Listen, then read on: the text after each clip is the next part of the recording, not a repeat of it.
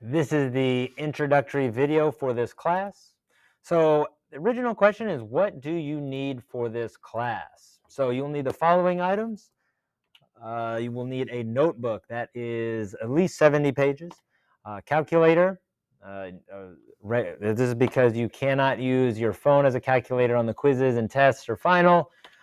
Pen or a pencil, and a charged Chromebook. Be sure to bring that charger. All of the assignments are digital. All right. Now, as far as going to the bathrooms are in X hallway. If that one is locked, use the bathroom at the end of a hallway. Do not ask to go before the bell rings. Do not ask to go in the first 10 minutes of class or the last 10 minutes of class. It is important that we start this class on time and finish strong. Do not ask while the teacher is talking. Only one out to the bathroom at a time. Take the bathroom pass, the clipboard by the door. So you can see that is right there. All right. As far as attendance, in order to be counted present, you must be in your seat and complete the opening moves within the first 3 minutes of class. When the bell rings, the door closes and is locked. Get a pocket tracker if you're late. If you need to use a bathroom in the first 10 minutes of class or the last 10 minutes of class and you think it is an emergency, you will have to get a pocket tracker. If you are absent for a day for any reason, you must make up the work that you missed. All work is digital, so it can be done at home.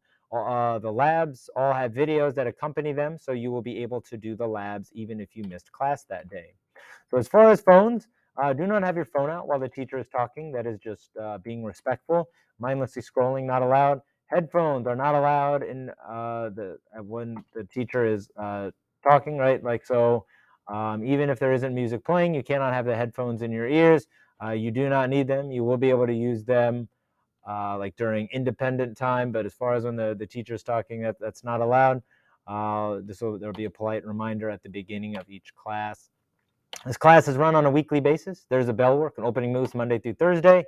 Attendance will be taken this way and by a seating chart. There will be a homework assignment every week due on Thursday, 3:20 p.m. There'll be a short quiz every Friday, first thing in class. There will be a notebook check on Friday during the quiz. Nope. There will not be a notebook check. My fault.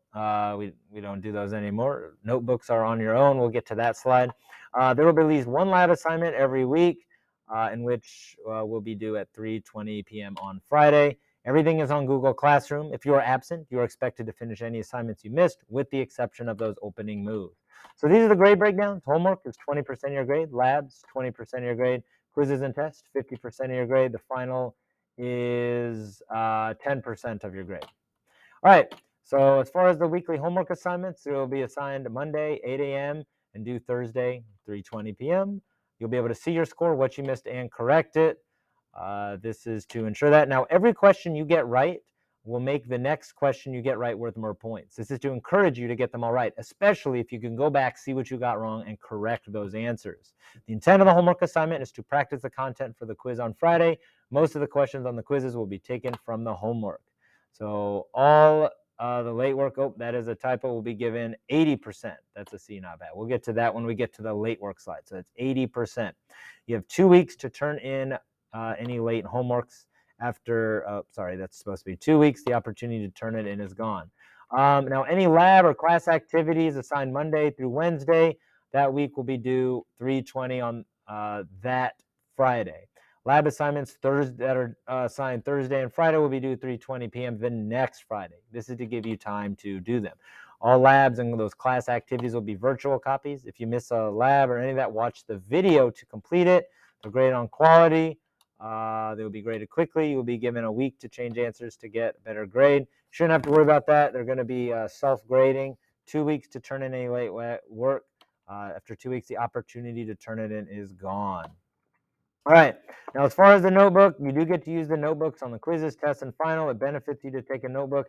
I'll show you what to put on the notebooks on the Google Classroom and on the slides. On the slides, the text that need to be written in the notebook will be highlighted in green. Only written notebooks, no digital notebooks. There will be a short quiz that's supposed to be every Friday, first thing in class. You do get to use your notebooks. Quizzes can be retaken within 2 weeks, but must be made up on your time. Impact study hall before after school the next week. See the teacher for a pass. If a quiz is missed, it must be made up during impact or on a work day the following week. You will have 2 weeks to make up a quiz and or correct a quiz. After 2 weeks, the opportunity is gone. So at the end of the semester, your lowest 2 quizzes will be dropped. So there is a little bit of forgiveness there. All late work will be given a maximum of 80%. So that's a B minus, not bad. So 80%. You have 2 weeks to turn in late work. After 2 weeks, the opportunity to turn it in is gone. Oh, no notebook checks. If you turn in a lab or class activity late, the opportunity for the extra credit to count is gone. If a quiz is missed, it must be made up during impact during workday. We're all human. We make mistakes. If you do this once or on 1 or 2 assignments this semester, it won't really affect your grade. If you make it a habit, it will affect your grade negatively. Now, as far as extra credit, right? So on labs, class activities, on a lot of them, I'll try to put like some extra credit. So extra credit can only be completed if the assignment is fully completed. So you got to have all the correct answers, then you can do the extra credit. Extra credit is all or nothing. If you turn in a lab or class activity late, the opportunity for the extra credit to count is gone. Extra credit is a good way to make up like any missed points. So now let's talk about the teacher, who is Mr. Cardoza. So Mr. Cardoza, he graduated from Speedway High School. He went to Purdue, graduated with a degree in electrical engineering technology. After that, he worked at Caterpillar. I'll just say I worked at Caterpillar and I worked on those big bulldozers. Now I was young, I wanted to do something challenging, so that's when I joined the Marine Corps for a few years.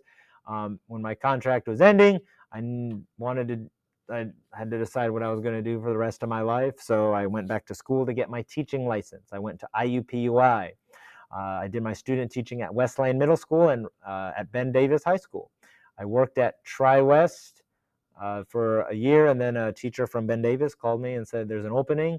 Went there, and I've been teaching there for the years for up until now, or I guess for ever since then, right? All right. As far as what I like, I put eggs up there because I do like to eat. I put eggs also because I do have 7 chickens and they always give us fresh eggs. I do like to just binge watch Netflix. I love board games. I love going out or like playing board games with friends. I've got a bunch of games. Love doing anything outdoors. So that's hiking, climbing, biking, anything in the water. I love doing all of that. And you can see that I love telling horrible jokes. Not horrible jokes, but like cheesy dad jokes. Like I had a joke about construction, but I'm still working on it. So you'll hear those kind of bad jokes. Or not bad jokes, but like dad jokes.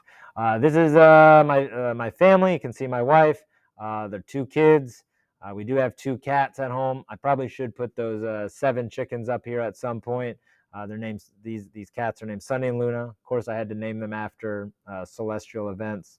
And they're, my family, we love to do outdoor activities. Love going to, Gen Con, PopCon, Comic Con, meet all the celebrities. If you're a fan of Stranger Things, I have Millie Bobby Brown there and David Harbour. Then I also met the Emperor from Star Wars and Ron Perlman. Love to travel, so I could put more photos up here, but there I am rock climbing in Kentucky. I went to New York, Hawaii over there. That middle picture is in the Bolivian salt flats. It's where you can take photos with like this, where there's really no or virtually no perspective. Love science, right? If I didn't love science, I wouldn't be teaching science. So you can see here, I put lunar eclipses there. There's a solar eclipse there. I went down to South America for the sole purpose of seeing solar eclipse. Every year I enter a pumpkin carving contest, and every year I try to do something scientific. You can see I've got several here. I got astronaut on the moon, Isaac Newton. I've got Einstein there. I'm walking through a volcano in this one. I'm dressed. My wife dressed up as Marie Curie, and I dressed up as radium, that element that she discovered. Me dressed as Einstein, going to see documentaries about the moon. So I have a deep passion for science. I've even met someone who walked on the moon. Only 12 men have walked on the moon. Only 4 of those are still alive, and you can kind of make it out. I'm in the front row there. I always say that this is a picture of me and Harrison Schmitt, the only geologist to walk on the moon. I've even touched the moon. So at the Air and Space Museum in Washington, D.C., you can touch the moon. I've also seen 19 moon rocks across the United States. So I'll just leave you with this final thought. There is too much unknown in the universe to take a break from learning. Get out there and question everything.